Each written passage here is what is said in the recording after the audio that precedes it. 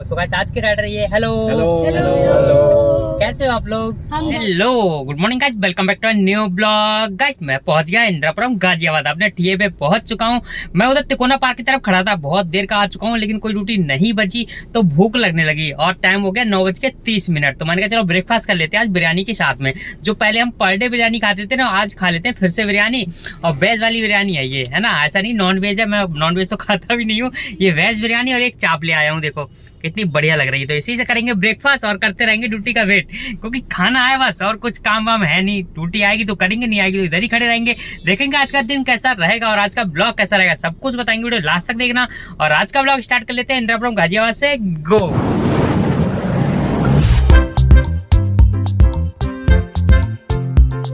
Time हो गया 3:50 और मैं सुबह से इंदिरापुरम ही खड़ा हूँ। सुबह से बस अपना काम कर रहा था और एक दो सब्सक्राइबर आ गए थे, उनसे मिलने लगा था। काम अपना भाई वीडियो एडिटिंग करना, कोटेशन बनाना और कमेंट रिप्लाई करना, है ना। तो वही काम है, इसके अलावा कोई काम है नहीं। खाली टाइम में यही करता रहता हूँ, फ्री तो कोई बैठता ही नहीं हूँ। और अभी जैसे तैसे एक बुकिंग आ गई सुबह से पहले, एक बुकिंग और आई थी, वो थी छोटी छोटी जो मैं बिजी था, एक्सेप्ट नहीं करी मैंने। अभी एक ड्यूटी आ गई 4 घंटे 40 किलोमीटर रेंटल 1800 रुपए की, वो मैंने एक्सेप्ट कर लिया ओला की ड्यूटी। अब इसमें सीन क्या बना है ध्यान से सुनना, आपके साथ भी हो सकता है ऐसा। ये देखो सेक्टर 62 से पिकअप दिखा रहा है और इनका नाम कुछ अंसारी करके है, अब अफ्ताब अंसारी है ना। तो इनका नाम है, मैं स्क्रीनशॉट लगा रहा हूँ। ये देखो ये रेंटल की है, 1800 रुपए की बुकिंग है। अब इसमें राइडर का कहना है कि मैं डॉक्टर के पास आया हुआ हूँ और मैं आपको अपने घर से 2000 रुपए का पेटीएम करवा रहा हूँ, ठीक है। आपके नंबर पे पेटीएम करवा दे रहा हूँ 2000 रुपए का, लोकेशन पे आ जाना, ठीक है। मैंने कहा मैं आ जाता हूँ फिर करवा देना। बोले नहीं मैं अभी करवा देता हूँ, ठीक है। तो बोले, मैंने कहा मैं आ जाता हूँ। फिर बहुत बहस हुई काफी देर तक। तो वो ये कोशिश कर रहे हैं कि मेरे नंबर पे 2000 रुपए डलवा दें। फिर लास्ट में आके मैंने कह दी ठीक है आप डलवाओ और मैं पहुंचता हूँ आपकी लोकेशन पे। बोले लोकेशन पे मत आओ, पहले पैसे देख लो आ गए नहीं आए हैं। तो उनने टेक्स्ट मैसेज मुझे बना के भेज दिया, देखो ये वाला टेक्स्ट मैसेज। जैसे बैंक से पैसे कटते हैं या डेबिट या क्रेडिट होते हैं ना, तो मैसेज आता है, उसी तरह का मैसेज उन्होंने अपने नंबर से मुझे सेंड कर दिया। बिल्कुल लल्लू समझ रहे हैं वो हमारे लिए। तो उनने नंबर मैसेज कर दिया, हमें फोन करके बार बार कह रहे हैं देखो चेक करो मैसेज आया नहीं आया, मैसेज आया नहीं आया। मैंने कहा मैसेज नहीं आता है, मेरा कंपनी का फोन है, मैसेज सारे लॉक है। मैंने भी झंडू बाम लगा दिया बढ़िया करके। तो फिर ऐसी बहस चलती रही। लास्ट में आके बोले एक काम कीजिए, आपके पैसे अकाउंट में आ गए होंगे, 1000 रुपए आप मेरे डॉक्टर साहब को कर दीजिए जिससे कि मैं बाहर आ जाऊंगा। अब सोचने वाली बात है, अगर वो 2000 रुपए मुझे डलवा रहे हैं तो वो डायरेक्ट डॉक्टर साहब को डलवा सकते थे। वो एक फ्रॉड है और उन्हें हिंदी नहीं आ रही है, हल्की हल्की इंग्लिश बोल रहे हैं, हल्की हल्की हिंदी बोल रहे हैं, एकदम खड़ी भाषा बोल रहे हैं। फिर बाद में बहस करने पे आ गए, तू में पे आ गए, तू डालेगा नहीं डालेगा। मतलब वो मेरे से 1000 रुपए लेना चाह रहे हैं अपने नंबर पे। इस चीज का पेटीएम मांग रहे हैं वो। अरे वे मांग रहे फोन पे पेमेंट डला दो उनके लिए, 1000 डाल दो। और मुझे किसी और के नंबर पे ट्रांसफर करने को बोला कि तुम्हारे नंबर पे 2000 रुपए मैंने करवाए हैं और उसका टेक्स्ट मैसेज तुम्हारे फोन में आ गया होगा। और वो टेक्स्ट मैसेज मेरी बैंक से किसी से नहीं आया, वो उनके नंबर से आया है जो उन्होंने एडिट करके मुझे भेज दिया है। देख रहे हो इस तरह का स्कैम। ऐसे ही स्कैम हुआ हमारे किसी ड्राइवर पार्टनर के साथ में। 3 दिन पहले मेरे पास फोन आया था और यही वाली घटना हुई है। तो ये लोग क्या करते हैं ना, ओला बुक करते हैं बहुत ही हाई रेट की। जैसे कि अब एयरपोर्ट जाना है तो 1800 रुपए की आर्टिका इन्होंने बुक कर रखी गाड़ी, रेंटल करी 4 घंटे की, जो कि यहाँ से ओला करेंगे ना एयरपोर्ट का तो 1200-1500 रुपए बनेगा, लेकिन इन्हें 1800 रुपए डाल रखा है उसमें 4 घंटे का रेंटल। मैंने पूछा कहाँ जाना है, बोले एयरपोर्ट जाना है, डायरेक्ट रेंटल में एयरपोर्ट जाना है। तो 1800 में ड्राइवर तो ललचा जाएगा थोड़ा कोई और वो बोल देगा ठीक है 1000 रुपए मैं कर दे रहा हूँ आपके लिए और मैं लोकेशन पे आ रहा हूँ। तो ऐसे करके लग जाता है फंटा अपना अच्छा वाला। तो अपने तो पता है अपने को, है ना, तो अपना तो गए नहीं वहां पे अभी तक। और अभी तक बुकिंग कैंसिल नहीं करी है। अब मैं फोन लगा रहा हूँ, बात कर रहा हूँ, तो वो बदतमीजी कर रहे हैं और बोल रहे हैं पैसे डाल दे फटाफट। मैंने कहा ठीक है मैं आपके पास आ जाता हूँ और आप अपने हाथ से अपने डॉक्टर साहब को दे देना। बोले मैं बाहर नहीं आ पाऊंगा, एक काम कर।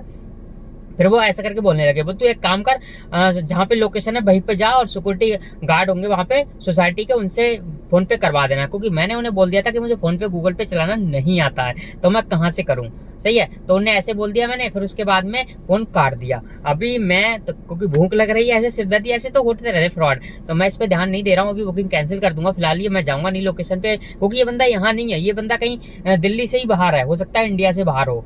तो कोई पता नहीं है कहाँ का बंदा, कौन है क्या नहीं है, सब फ्रॉड ही हैं। मतलब फ्रॉड आजकल सही से पैसा कमाने वाला बहुत कम लोग हैं, सब एक दूसरे फ्रॉड करने में लगे पड़े हैं। तो कैसे चल रही दुनिया, फ्रॉड फ्रॉड फ्रॉड फ्रॉड।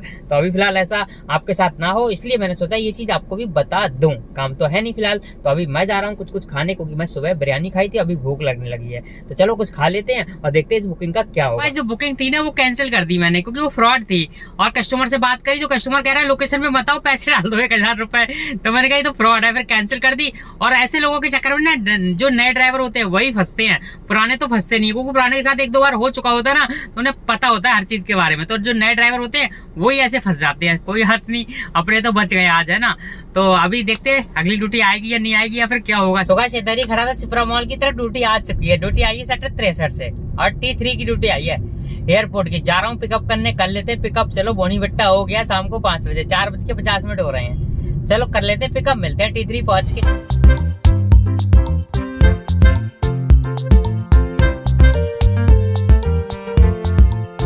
तो गाइस मैं टर्मिनल 2 दिल्ली एयरपोर्ट पे ही खड़ा था पार्किंग में, और अभी मेरे पास ड्यूटी आ चुकी है। ड्यूटी आई है टर्मिनल 2 से ही आई है, लेकिन राइडर 3 पे खड़े हुए हैं, उन्होंने पिकअप लोकेशन गलत डाल दी थी। तो बात हो गई राइडर से, और मैंने कहा ठीक है मैं 5-6 मिनट में 7-8 मिनट में पहुंच जाऊंगा। बोल ठीक है आप आराम से आ जाइए, कोई दिक्कत नहीं है। तो वो 3 की ऊबर की पार्किंग में पहुंच रहे हैं। फिलहाल वो पिलर नंबर 15 के पास थे, तो मैंने उन्हें गाइड कर दिया। बोले हम आपकी ऊबर की पार्किंग में मिलेंगे, आप वहीं पहुंच जाइए।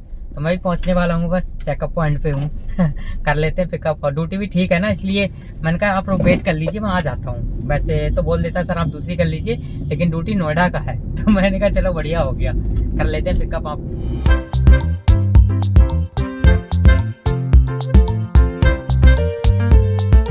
सो गाइस राइडर हमारे आ चुके हैं, पिकअप हमने कर लिया, तो यहाँ से निकल गए। तो मिलवा देते राइडर से, कौन है कहाँ से सारा को। सो गाइस आज के राइडर ये, हेलो कैसे हो आप लोग? हम बहुत और ये राइडर हमें काफी एक्साइटेड लग रहे हैं, यानी ये कहीं बाहर से आ रहे हैं। तो हमने कहा इनके साथ ब्लॉग करना तो बनता है ना। तो आप लोग कहाँ से आ रहे हो?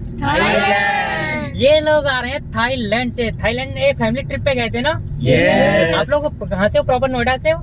नोएडा। नोएडा से थाईलैंड गए थे एंजॉय करने। कितने दिन का ट्रिप था? 5 days।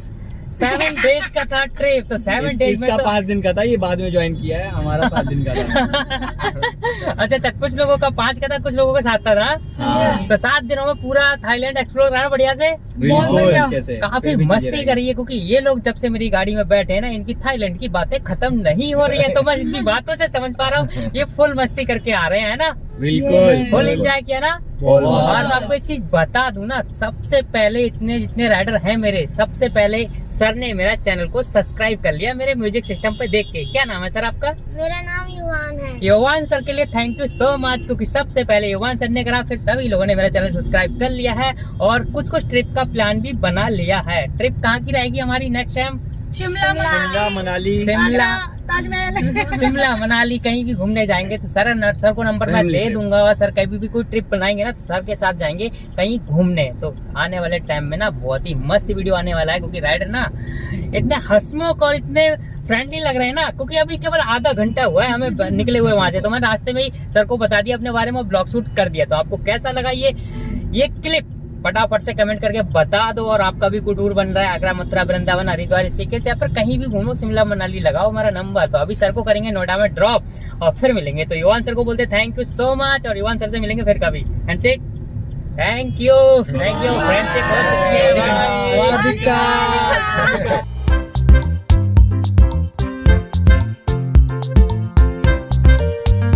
तो बस टाइम हो गया 9:30। मैं पहुंच गया नोएडा सेक्टर 107। राइडर को उनकी ड्रॉप लोकेशन पर ड्रॉप कर दिया है। और राइडर खूब मस्ती करते हुए आए।